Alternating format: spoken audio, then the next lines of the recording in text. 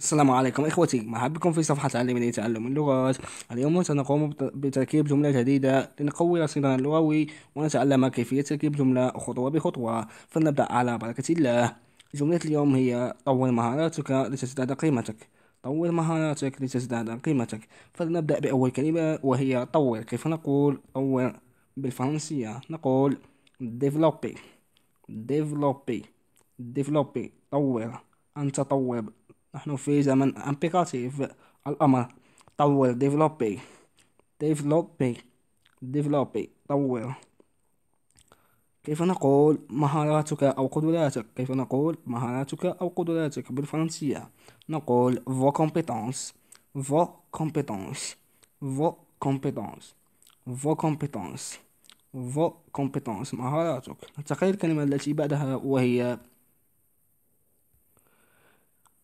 لتزيد أو لترفع. كيف نقول لتزيد أو من أجل أن تزيد أو من أجل أن ترفع؟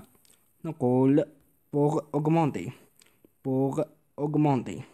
pour augmenter. pour هي من أجل أو لتزيد أو لي. pour هي من أجل أو لي. augmenter هي تزيد أو ترفع أو ما شابه ذلك. pour augmenter لتزيد أو لترفع. كيف نقول الآن قيمتك؟ كيف نقول قيمتك؟ نقول votre valeur. votre valeur. votre valeur. votre valeur. قيمتك votre valeur. الآن نقول جملة كاملة: طور مهاراتك لتزداد قيمتك. كيف نقول الآن جملة كاملة؟ نقول développez vos compétences pour augmenter votre valeur. Développez vos compétences pour augmenter votre valeur. Développez vos compétences pour augmenter votre valeur. Développez vos compétences pour augmenter votre valeur. وشكرا للمشاهدة. إلى اللقاء في فيديو آخر مع دروس جديدة، ولا تنسوا دعمنا ولا تبخلوا علينا بالاشتراك والدعم.